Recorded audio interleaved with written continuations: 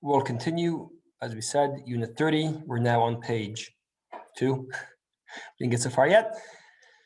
We learned that you need to drink, that you have to have a cup that holds a revi'it, which we said is 86, according to most poskim, 150 according to Chazon Ish, and you have to drink most of it. But who has to drink most of it?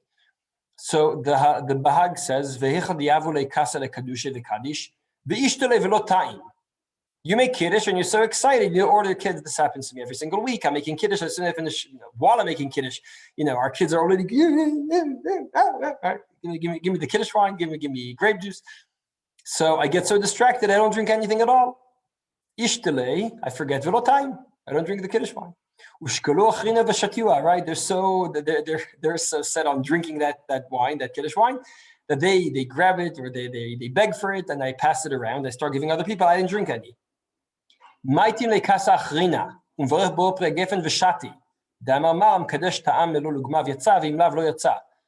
wasn't Yotze. No one was Yotze. None of us were Yotze Kiddush, because the person who made Kiddush has to drink. That's the Bahag's opinion. But the truth is, most Rishonim disagree. The Rashbam says, the same Gemara that the Bahag brings as proof for his opinion.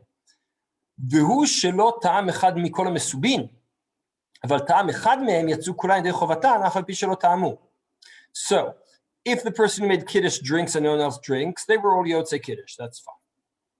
But the bigger Kiddush, the Rashbam says, is even if any of the others drank melolu gmav, everyone else was Yotze. So I make Kiddush, my wife drinks melolu gmeha, we were all Yotze, right? Even though I didn't, the Mekadesh didn't drink this against Bahag, obviously, and no one else drank. They were all Yotze the Kiddush. Says the Ritva, Morizal haya mesupak, im lo ta'am echad mehem melolu gmav, shetamu ben kulam kashiurahu im yetz'u. See what he's saying? He's saying like this. There's a halacha, you have to drink melolu gmav. Is the halacha, I am being a bit facetious when I say, is the halacha in the chefza or in the gavra? Rabbi Yoel, I noticed that you forgot to remind me. Is the halacha in the chefza or in the gavra? In other words, does most of a revit need to be drunk? Or, right, the amount that has to be drunk out of the Kiddush cup has to be rov revi'it? Or does one person need to drink a rov revi'it? And I would actually say that might depend on what we call it. We said earlier that there are two ways of defining how much you have to drink. Sorry, I went too far. Two ways of defining how much you have to drink. One way is rov revi'it, and the other is melolu gmav, right? Rov revi'it means the cup has to have a revi'it, and you have to drink most of that. Who has to drink most of that? Doesn't matter. Anyone. It could be all of us together, presumably. As long as most of this cup, I have my Kiddush cup, most of it needs to get drunk by everyone. And then you could consider it having gotten drunk by the participants. But if I say melolu gmav, why is melolu gmav? Because that's a significant amount of liquid that I drink. As far as my drinking is concerned, that's a significant amount of liquid. That's why the Gemara and then Tosfot allude to that as well. Og melech habashan would have to drink more than melolu gmav. So if Og melech habashan would call and call two different rabbis and say, without telling them who he is, how much do I need to drink out of the Kiddush wine, right? One would say melolu gmav, the other would say rov revi'it, right? The one that says rov revi'it is referring to the Kiddush cup he needs to use, but it isn't specifically designed for that specific person. Since it's not specifically designed for that specific person, it means that we don't necessarily care exactly how full you are from this drinking, right? How contented you are by drinking this, right? What we care about is that most of the cup got drunk. I don't know if I'm using my English right here, but Rabbi Yoel saying you're not, but whatever, right? Right? Now, but if I say melolu gmav, So I'd say, wait, who are you? That depends. If you're a normal person, so whatever, overread will probably be okay. But if you're exceptionally big or exceptionally small, so I think most people, their cheeks won't be that different from each other. But if you're exceptionally big or small, then Melol Ugmav would be different, as we see in the halachas on Yom Kippur, right? The halacha on Yom Kippur depends on the individual. Therefore, I can't split it between other people. If the reason you need to drink that amount of wine, Kiddush wine, is because that for you, that's the amount that you feel contented with, it doesn't make sense to say, now I'll take the amount that I personally be contented with, and the three of us will drink it, we'll split it between us. And that's why if the definition is based on Melol Ugmav, you shouldn't be able to split it. If it depends on Rov Revi'it, and Melol Ugmav is just a way of saying, how do I know how much that is, then it's an objective amount that has to get drunk out of that cup. That's what I propose to explain this suffix, this dilemma the Rosh is saying. I'll read it again. No, sorry, I skipped the wrong one. This ritva. מורי היה מסופק אם לא טעם אחד מהם מלול וגמב, שטעמו בין כולם כשיעור ההוא, אם יצאו. בתוספות כתבו די יצאו, דכולם מצטרפים ללול וגמב. Tosfot say, yeah, you can share it amongst everyone. Everyone can have a tiny bit and be shared amongst everyone. Why? Because Rov Revi'it, right? The Revi'it got drunk, right? By the participants. The Rosh says, יראה שהאחד מן הסוגים צריך לשתות מלול וגמב. ואין שתיית שניים מצטרפים מלול וגמב. Why not? דלא מקרה שתייה של הנאה לפחות מלול וגמב.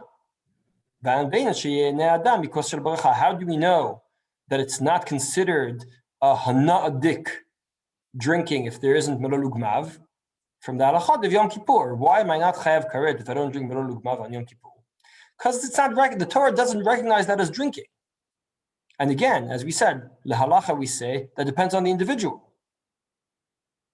Every person needs a different amount of liquid in order to have that basic minimal nourishment from the liquid. And therefore, says the Rosh, since the definition is melol ugmav, just like on Yom Kippur, you can't share it with others because then no one enjoyed it. No one got pleasure out of it. Aruch HaShulchan proposes how to explain the Ritva. So as I said, just to sum this up, the Ritva brought a Tosfot who says that you could share it. The Rosh says that you can't share it. A specific person has to drink melol ugmav. I propose that it could depend on whether the focus is on melol ugmav, that's the amount, as the Rosh says, lo mikra shtiya shel hana'ah pachot mi melol ugmav. And Tosfot say you need to drink a cup. What is drinking a cup? Drinking a cup is most of the revi'it that you are required to put in that cup. Says Aruch HaShulchan, tam da'al rishona she'en mitztarfim ha'melol ugmav mishtiyat shnayim, טעמה משום פחות ממלול וגמב, אין בה הנאה גמורה, ואין בין שיהנה אחד מהם הנאה גמורה, as the Rosh said. אבל הריטב"א כתב בעירובין בשם תוספות שמצטרפים שתיית כמה מסובים לכמלול וגמב, why? הטעם פשוט, בוודאי יש הנאה גם ממעט יין, לכן מברכים אף על כלשהו, משום שאסור ליהנות בלא ברכה. So I think the Aruch HaShulchan only answers half the question. The Aruch HaShulchan says, wait, if I take a half a revit, I take 55 cc, I put it into 4 different cups. We each drink a shot, right? A tiny shot of that. Are we allowed to drink that without a bracha? We're not. What does that show? There is a minimal hana out of that otherwise we wouldn't be required to make a bracha. We don't need to make a bracha achrona because it doesn't fill us up, but we do need to make a bracha rishona, right? Because we can't enjoy the world without making a bracha first, right? So says Aruch HaShulchan, therefore, each of us enjoyed, and together we drank Rov Revi'it. And still I ask, so what if we each enjoyed? But how does the Rov Revi'it work? And I think the answer has to be because the Rosh is looking at melol ugmav. You need to enjoy that amount. Therefore, you can't share it with other people. And the Ritva, the B'Shem Tosfot, is saying each of us needs to enjoy, and all together we have to drink a cup. A cup means most of a cup. Most of a cup is a revi'it. So, Michelle, yeah. Right? According to the Tosfot, where you can share between several people, I presume all those people need to be bar chiyuv in Kiddush. So it wouldn't count with children or, I don't know, someone non-Jewish. Right. Okay. That is a fair point. That is an important point too.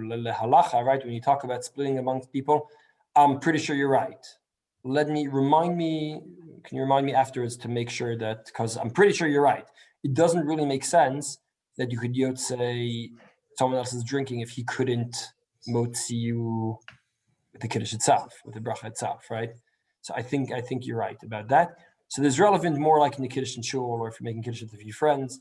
In most of our homes, most of us youngsters, like, I don't know, if Rav Baruch ever has his kids around, so presumably he could be outside with their drinking, right? Just as he could be outside from their Kiddush. I have a question. When the Rosh was referring to Nehena, wasn't he referring to bracha achona? When the Rosh was referring to Nehena? Yeah. לא מקרה שתייה של הנאה פחות ממלון לוגמה, או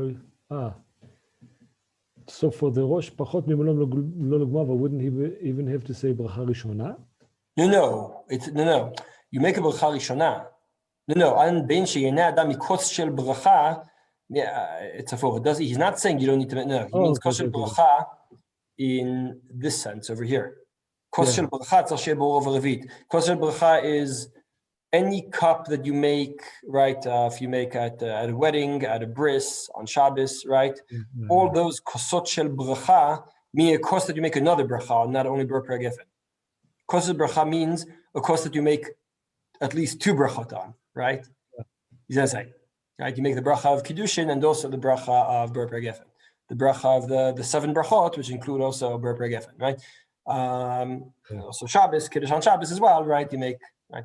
Or Havdalah, right? You make a bunch of brachot as well. I mean, on the wine, technically you make actually 2 brachot, right? The Ber Gefen and the Mavdil, right? Those are all called kos shel bracha. And he says kos shel bracha has to have melul ugmav. Why?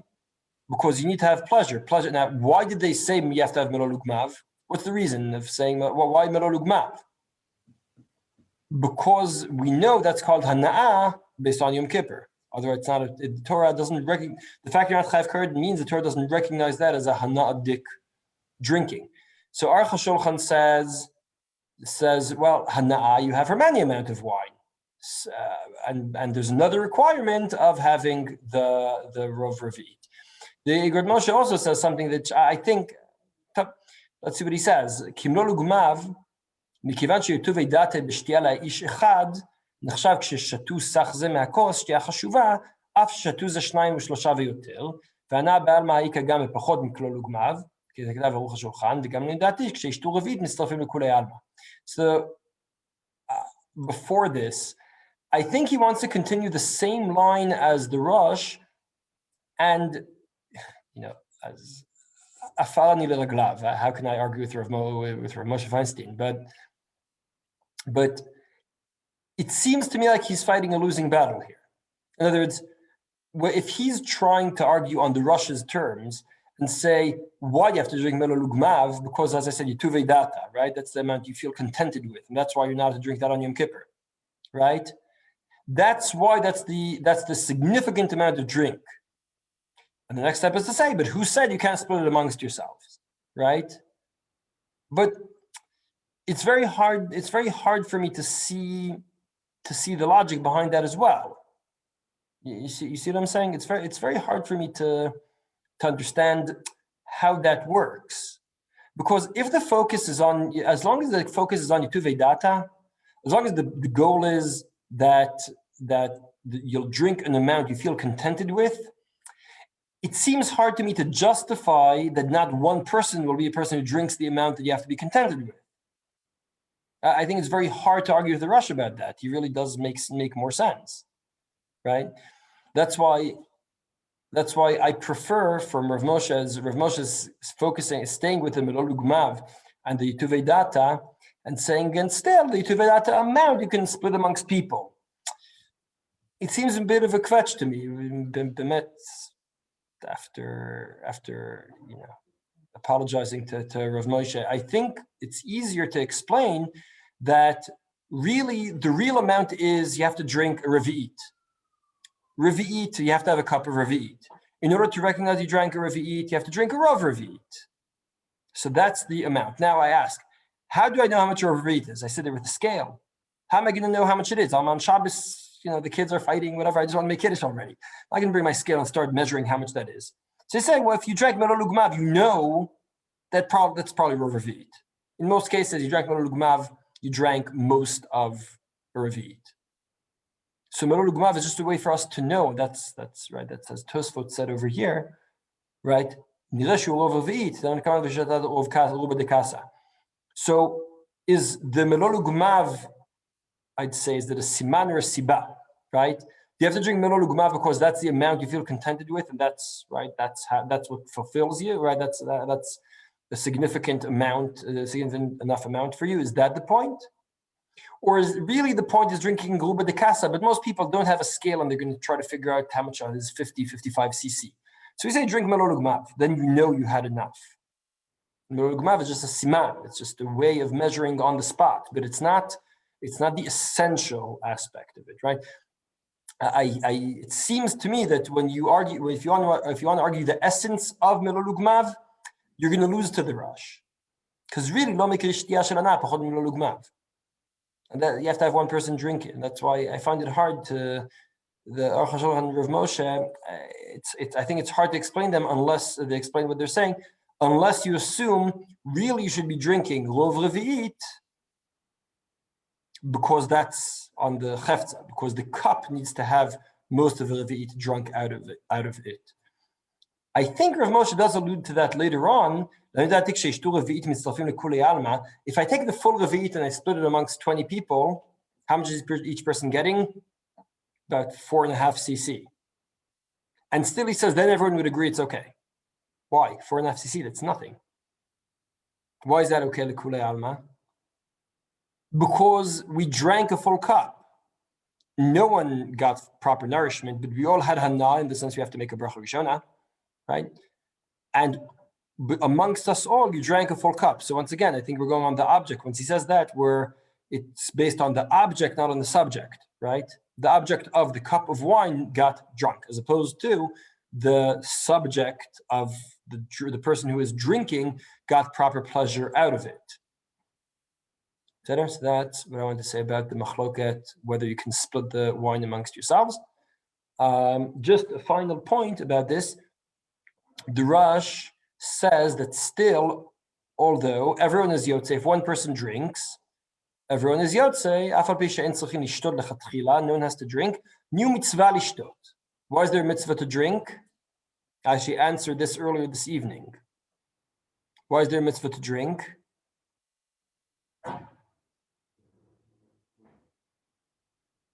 So it's in the next run we saw in the previous unit, in unit 29.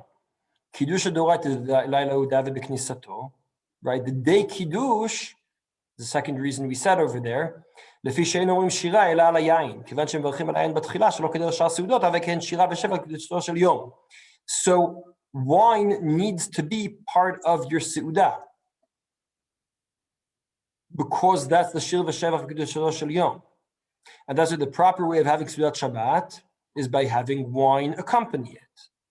And that's why it's important to have wine as part of, even though you were Yotze Kiddush, you should still drink that Kiddush wine before the Seudat to make it clear, this is a wine, a shir v'shevach for Oneg Shabbat and for Kvod Shabbat, kind of Seudat. So they don't need to drink, but they can. And can they split it? Let's see lehalacha lemaisa what they say about splitting it. Says Shulchan Aruch, Im lo tam mekadesh tam echad ha'mesubim kimlo lugmav yatsa. So that's easier, right? The Rashbam, one person drinks, that's fine. Ein shtiyat shnayim mitztarfim lo lugmav. So like the Rosh.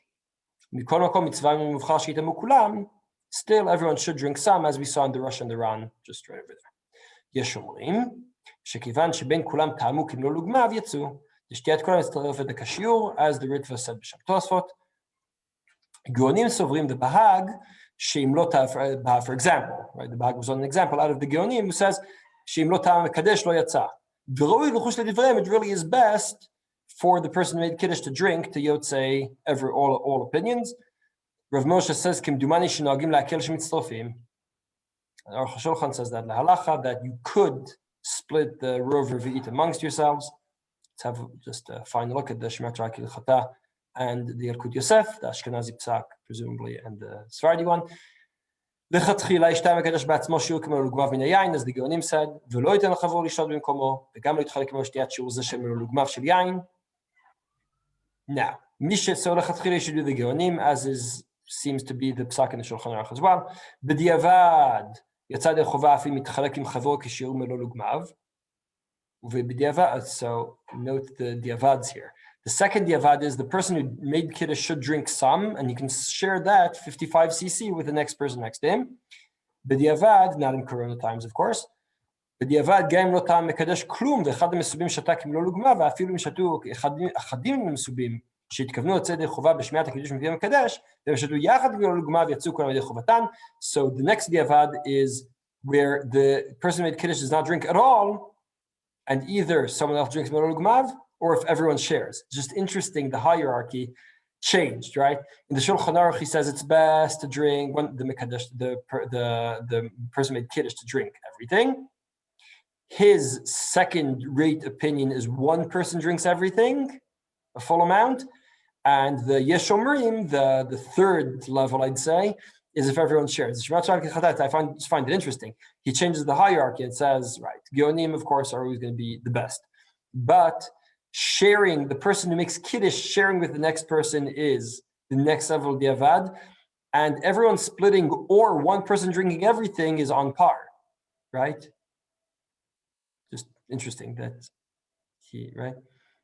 Just find that interesting. He changes the hierarchy. Presumably, I might say, though I should probably check make sure that this fits the harot he has over here. If you made Kiddush, you made the bracha, and you didn't drink the wine at all, you made bracha and didn't drink the wine at all, that's not very good. And that's why if someone else drinks or if everyone shares, that's less critical than you who made the bracha of Bopei Geffen drinking some. And it seems to me that's why he prefers that opinion, right? He prefers that I just want to show what am I trying to justify? If you can't drink a melo lugmav, right? You should taste some, and someone else. Oh no, sorry. I'm sorry, my bad. You can erase that whole last bit. I'm sorry, I misread this. Sorry. So he says you do both. Sorry. I ended okay, but start off badly. Sorry, erase that whole last bit. He says two separate things. He says, if someone could drink melo lugmav, it's best if the person made Kiddush drinks melo lugmav. But if you can't do that, someone else will drink melo lugmav, but still a person made Kiddush should taste some because he made Bopei Geffen. The Shulchan Aruch here isn't worried about the issue of Bopei Geffen. That he's just not referring to. That's why he says the second rate is still the person made Kiddush should taste some, but someone should drink melo lugmav. Because you made the bracha, you should taste some, but one person drinks melo lugmav, like the Rashbam said. Let's see the Sephardi Psak. לכתחילה ראוי שהמקדש עצמו ישתה מהיין מלא לוגמיו, ומקדש לו טעם כמלוא לוגמיו אלא טעם מעט. ואחד מהמסובים טעם כמלוא לוגמיו, בדיעבד יצאו כולם ידי חובת קידוש, אבל לא שתו כלל כלום לוגמיו. אין זה מעכב ויצאו ידי חובת קידוש. So he skips the second stage, right? He goes straight from the first stage to the last stage, right? He goes straight from the Mekadesh drinking to everyone sharing, right? Right, and he doesn't seem perturbed by this difference, right? You could, because we know the sugya, we know that one is better than the other, but when you read this sentence, it doesn't sound to me like he has a real preference between these two opinions, which again, as I said, is surprising having read the Shulchan Aruch, but Rav Ovadia, so he understands that it's okay for everyone to share.